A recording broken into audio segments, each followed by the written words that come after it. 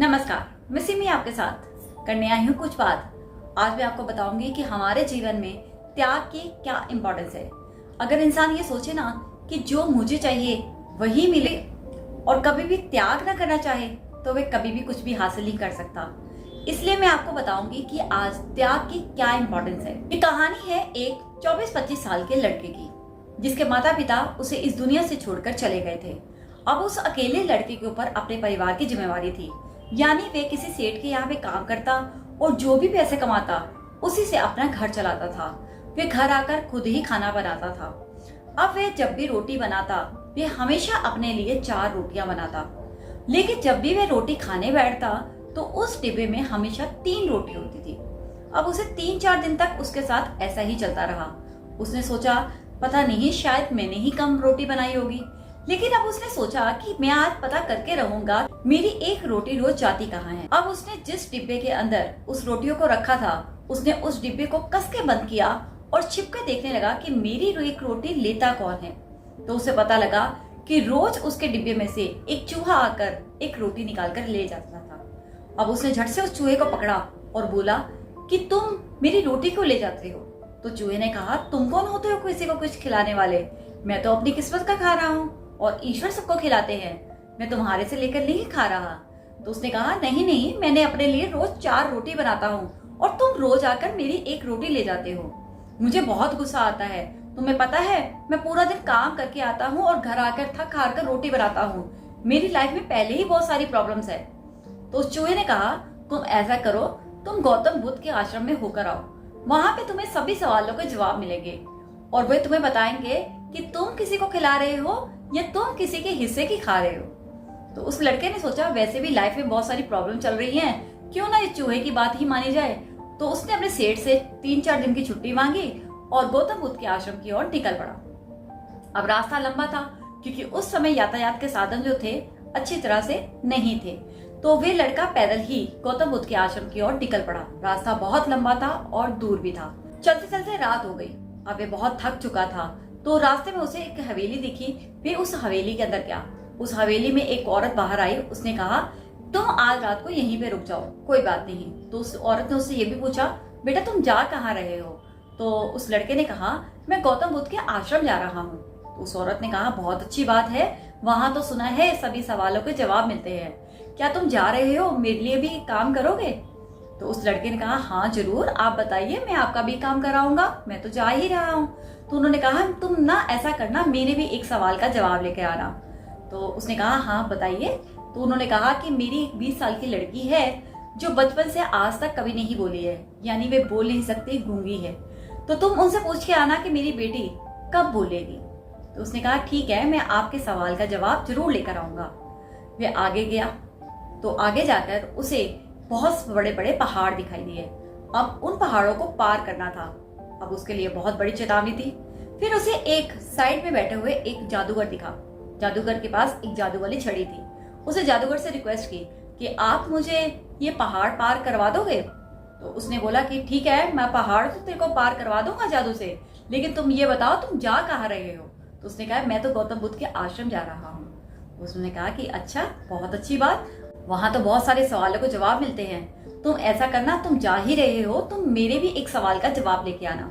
तो उसने कहा हाँ ठीक है, आप भी पूछिए, आप क्या पूछना चाहते हैं। तो उसने कहा मैं 1000 साल से यहीं पर तपस्या कर रहा हूँ कि मुझे स्वर्ग की प्राप्ति हो जाए, लेकिन मुझे आज तक कभी भी स्वर्ग की प्राप्ति नहीं हुई। तो तुम गौतम बुद्ध से ये पूछ के आना मुझे कब स्वर्ग की प्राप्ति होगी। तो उसने कहा ठीक है, आप मुझे पहाड़ों को पार करवा दो, मैं आपके इस सवाल का जवाब जरूर लेकर आऊंगा। आगे गया। आगे जाके एक बड़ी सी नदी थी। अब उसके सामने एक और चेतावनी। नदी पार करना कोई आसान काम तो था ही नहीं। अब वहां उसे एक कछुआ मिला। अब उसने उस कछुए को कहा कि कछुए भाई मुझे यहाँ से एक नदी पार करवा दो। तो कछुए ने कहा तुम जा कहाँ रहे हो। तो उसने फिर से वही कहा मैं तो गौतम बुद्ध के आश्रम जा रहा हूँ। तो कछुए ने कहा बहुत अच्छी बात है, अब तुम जा ही रहे हो तो मेरा भी एक काम करते आना। तो उसने कहा बताओ जी, आप भी बताओ क्या काम है, आपका भी कराऊंगा। तो उसने कहा कि मैं ना ड्रैगन बनना चाहता हूँ और मैं 500 साल से ऐसे ही इस पानी के अंदर घूम रहा हूँ, तो तुम गौतम बुद्ध से ये पूछ के आना मैं ड्रैगन कब बनूंगा। तो उसने कहा ठीक है जी, आपके सवालों का भी जवाब लेकर ही आऊंगा। और वे आखिरकार गौतम बुद्ध के आश्रम में पहुंच ही गया। वहां जाकर प्रवचन चल रहे थे। प्रवचन खत्म होने के बाद गौतम बुद्ध जी ने कहा, आप में से जो कोई भी लोग कुछ सवाल पूछना चाहते हैं तो वे मुझसे पूछ सकते हैं, लेकिन शर्त यह है वे सिर्फ 3 सवालों के जवाब ही पूछेंगे। अब उसके सामने एक और चेतावनी। 3 लोग रास्ते में मिले थे। तीनों लोगों ने उसे अपने अपने सवाल दिए थे। अब अपना सवाल पूछे या उनके सवाल पूछे। फिर उसने सोचा, पहले तो सबसे पहले उसे उस औरत की याद आई। उसने कहा, चलो मैं तो फिर भी कमा रहा हूँ, खा रहा हूँ, तो क्यों ना मैं पहले उस लेडीज का ही सवाल पूछ लूं। तो उसने सबसे पहले उस लेडीज का सवाल पूछा कि वो लड़की कब बोलेगी। तो गौतम बुद्ध ने कहा, उस लड़की की शादी हो जाएगी तो उसी पल वे लड़की बोलना शुरू हो जाएगी। अब सेकंड सवाल की बारी आई।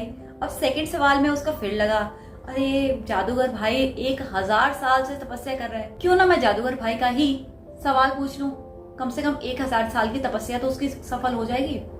तो उसने पूछा कि जादूगर को स्वर्ग की प्राप्ति कब होगी। तो गौतम बुद्ध ने कहा, जादूगर के हाथ में एक छड़ी है, जिस दिन वे छड़ी छोड़ देगा ना उसको स्वर्ग की प्राप्ति हो जाएगी।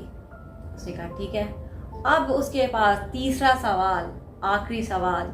अब मुसीबत ये कि वे कछुए का सवाल पूछे या अपना।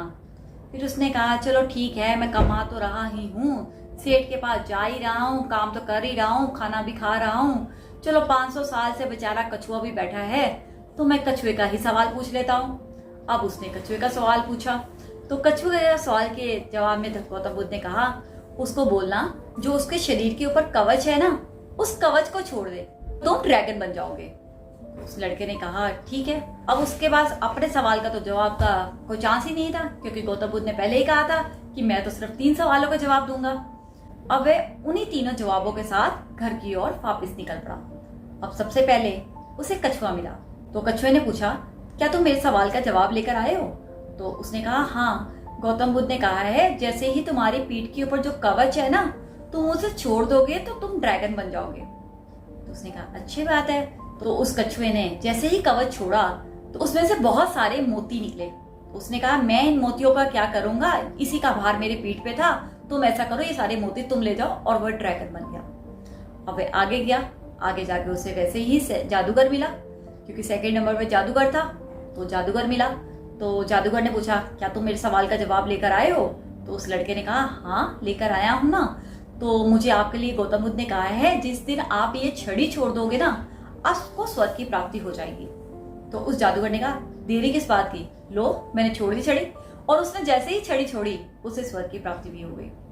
अब तीसरी बारी थी उस लेडीज की।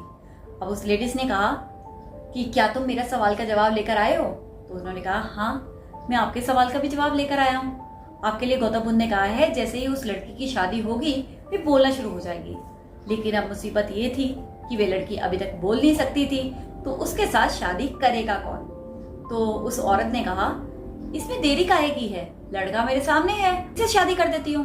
क्योंकि अब उसके पास, आपने देखा होगा, कछुए ने जो पर्ल छोड़े थे यानी जो मोती छोड़े थे वो भी उस लड़के के पास, जादू की छड़ी भी उसके पास, और वो लड़की जो थी उसके साथ उस लड़की की शादी भी हो गई। और शादी होते सार ही वे लड़की बोलना शुरू हो गई, अरे आप तो वही हो जो आप उस रात हमारे यहाँ रुके थे। यानी उस लड़की की आवाज भी आ गई।